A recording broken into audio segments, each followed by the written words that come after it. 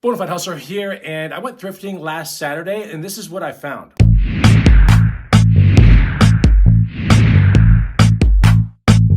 What's up, guys and gals? Chris the Bonafide Hustler comes to you live from the inside of my gym.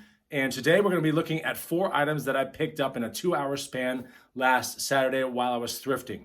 Don't forget to follow me on Instagram at the Bonafide Hustler. You can get the free money making guide also. It's the first link down below. Go check it out. It'll teach you items that I look for that I commonly resell for more money. These items are typically used. Okay, so I went thrifting last Saturday, and honestly, Saturdays is just not the greatest thrifting day here in this town, but I might be changing my mind, and I'll tell you why.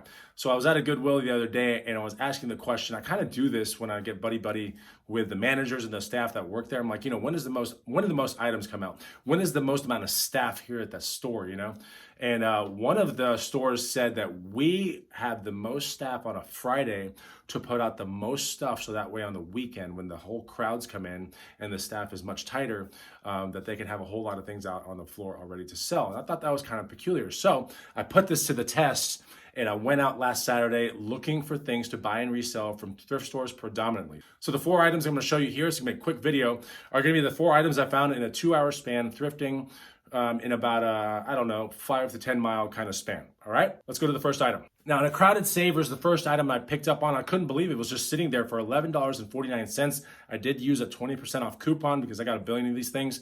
So I used the 20% off coupon and I popped on this. There were so many people in the store like just shuffling through the racks, and there were people with carts everywhere. I couldn't believe that this was on a shelf.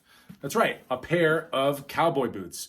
Now, these are interesting because I actually have a pair of these for sale right now, this exact model, different size, but these are JB Dillon cowboy boots, right? And I think a lot of women like this kind of style with this kind of teal inlay or turquoise kind of embroidery with some interesting, it's not inlay, but it has like this really nice stitching right there. So these are pretty cool, and these would sell in my vintage antique booth. They could sell on eBay for right around 60 to 80 bucks.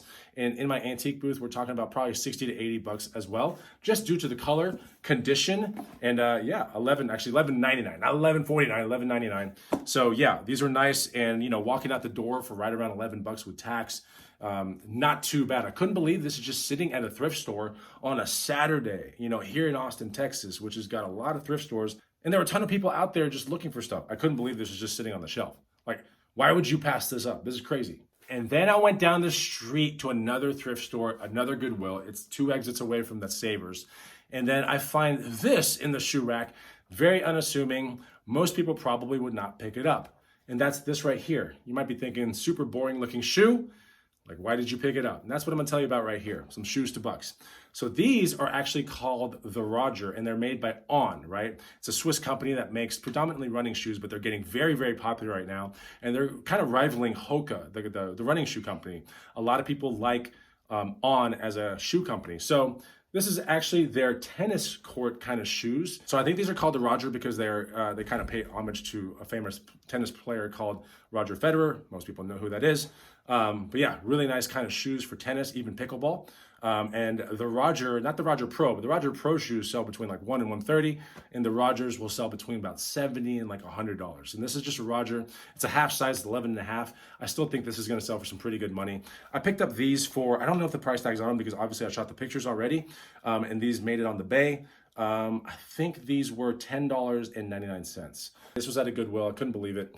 Sitting right there, great condition. Look for this company, and here's what it looks like up close. So you can kind of see ON. You can see it on the side right there. It's a Swiss company. And like I said, they're mostly known for these like kind of shoes. They call them cloud shoes. They have little cloud things underneath. I'll see if I can post a picture here. You've probably seen them all over the place.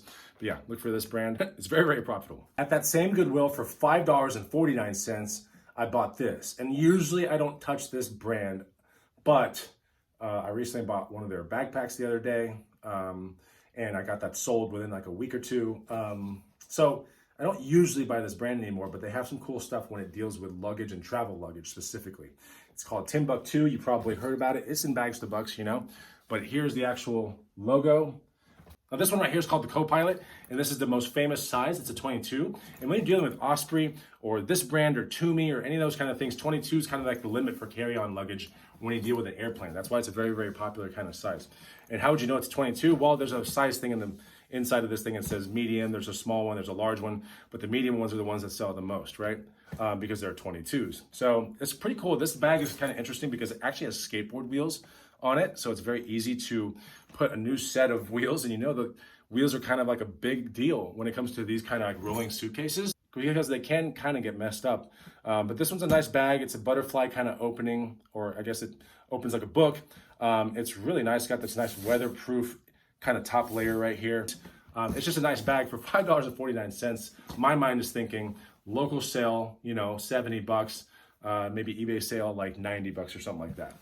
And it's all tested out, working well. You always, when you get something like this at a thrift store, you want to pull the thing up like this and you want to drag it around a little bit just to make sure that the wheels aren't messed up or that nothing's squeaking or anything like that. Outside of that, it's a basic check of corners to make sure there's no crazy edge wear.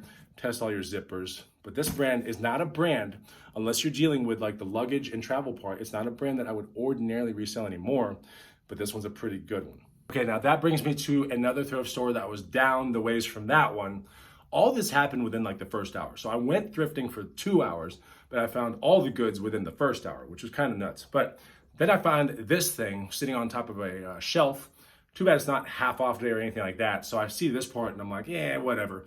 And then I see this part and I'm getting really excited, right? So this is, I always like to buy odd and weird things because it does well, you know, eBay, it can do well locally, and it can do well in my antique booth. So this one right here is a pretty cool pine cone lamp, you know, average height, you know, obviously it's a table lamp. Who cares about the shade? The shade's kind of whatever. I don't understand why it would be paired like that, but this part is where the money is. And so test it out real well. You can test out things at Goodwills usually, or Savers, or thrift stores, you know, so test it out. There was already a bulb in there, as you can see right here. I'm thinking this could resell for sure in the booth for right around 100 bucks.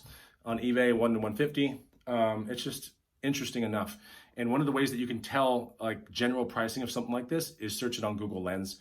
It'll bring up comps and like where it was like made, or if it's on Amazon or Wayfair or something like that. But this one is one of those things that's a little bit more special than that, right? So this is why I think it can command 100 bucks, maybe 80 locally, the minimum I would ever take for something like this. This was 14 or 15 out the door, something like that. So pretty nice little lamp. And that's the last thing that I found, you know, in a short thrift span on a Saturday. So let me know what your favorite one was. Comment down below. And we're going to try to get videos every Tuesday, Thursday on this channel. And if you're enjoying this kind of stuff, hit a like button. Make sure you subscribe. I'll see you on the next one. Take it easy. Goodbye.